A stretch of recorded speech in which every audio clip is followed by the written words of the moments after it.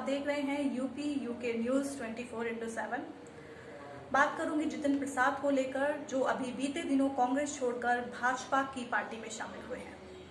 अब वो भाजपाई हो गए हैं और उन्हें अगले साल उत्तर प्रदेश में होने वाले विधानसभा चुनाव के मद्देनजर भाजपा की तरफ से एक ब्राह्मण चेहरे के तौर पर पेश किया जा सकता है।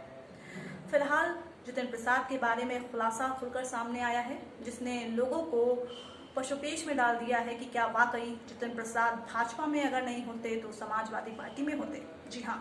साल 2019 में लोकसभा चुनाव जब हुए उसके बाद से ही जितिन प्रसाद जो है सपा नेता अखिलेश यादव के लगातार संपर्क में थे। अजय कुमार लल्लू ने इस बात की जानकारी दी है कि लखनऊ में उनकी कई बार अखिलेश यादव से मुलाकात भी हुई है। हालांकि दिल्ली में भी दोनों नेता के बीच गुफ्तगू हुई, लेकिन बात कोई बन नहीं सकी। लेकिन हाँ, सूत्र ऐसा कहते हैं कि अखिलेश यादव पूरी तरह से मन बना चुके थे जितिन प्रसाद को समाजवादी पार्टी में शामिल करने को लेकर, लेकिन अखिलेश के इस फैसले पर सपा के ही नेता उनके सामने आ गए। दो गुट में बंट गए नेता और फिर अखिलेश यादव को झुकना पड़ा और उन्होंने जितिन प्रसाद को मना कर दिया कि वो समाजवादी पार्टी में उन्हें शामिल नहीं कर सकते हैं।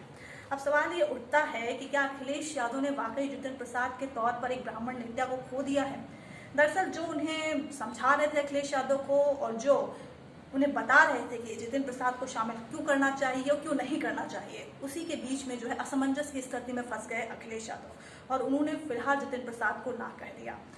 जितिन प्रसाद की नाराजगी तो बहुत पहले से थी, कांग्रेस से तो उनकी नजर आ ही रही थी और खुद अजय कुमार लल्लू ने भी कहा है कि जितिन प्रसाद को कांग्रेस ने क्या कुछ नहीं दिया, लेकिन उन्होंने विश्वासघात कर दिया। फिलहाल एक वक्त था कि कांग्रेस युवाओं की पार्टी थी, लेकिन अब एक एक करके ज्योतिरादित्य सिंधिया के बाद अब जितिन प्रसाद भी भाजपा के दामन में चले गए। लेकिन वो सपा के नेता बन सकते थे, लेकिन सपा ने उन्हें मना कर दिया। यानी इस बात से दर्शकों, मैं इस बात को इसलिए आपके सामने लेकर आई हूँ क्योंकि समझ में आ रहा है कि उत्तर प्रदेश में जो सीधी टक्कर है वो भारतीय जनता पार्टी और समाजवादी पार्टी के बीच में है। इसीलिए जो नेता बसपा छोड़ रहे हैं या जो नेता अन्य दल जो छोड़ रहे हैं, वो कहीं ना कहीं उनका रुख समाजवादी पार्टी की तरफ हो रहा है या तो फिर भारतीय जनता पार्टी की तरफ हो रहा है। जितिन प्रसाद कांग्रेस छोड़कर सपा में आना चाहते थे, यानी उन्हें लग रहा था, कहीं ना कहीं उन्होंने पूरी तरह से रिसर्च की थी कि समाजवादी पार्टी का चेहरा बनने से उन्हें और ज्यादा फायदा हो सकता है और अगर बनते तो निस्संदेह फायदा सपा को भी होता और जितिन प्रसाद को भी होता, क्योंकि कहीं ना कहीं ब्राह्मण चेहरा जो है जितिन प्रसाद के तौर पर शायद सपा को मिल जाता। लेकिन सपा के नेता का ये कहना था कि जितिन प्रसाद के शामिल होने पर कहीं ना कहीं सपा का जनाधार घटेगा, बढ़ेगा नहीं और कुर्मी वोटर जो है सपा से नाराज हो सकते हैं। अब जातिगत समीकरण देखा अखिलेश यादव ने तो फिर उन्होंने फिलहाल जितिन प्रसाद को मनाही कर दी। लेकिन कुल मिलाकर कहीं ना कहीं जो राजनीतिक गणित उत्तर प्रदेश की इस वक्त देखने को मिल रही है और धीरे धीरे जो समीकरण सामने आएंगे, हमें देखने को मिलेंगे, वो साफ इशारा कर रहे हैं कि समाजवादी पार्टी कहीं ना कहीं मजबूती की कगार पर आ रही है। अब देखिए अखिलेश यादव धीरे धीरे अपना प्रमोशन कर रहे हैं, अपना चुनावी कैंपेन उन्होंने शुरू कर दिया है, उन्होंने अपनी ताबड़तोड़ पारियां खेलनी भी शुरू कर दी हैं। कांग्रेस अभी बैकफुट पे है, बसपा की जो सुप्रीमो मायावती हैं वो खींच निकालने में व्यस्त हैं, तो वहीं बीजेपी भी कहीं ना कहीं अंदर खेमे में कुछ ना कुछ तो उनकी भी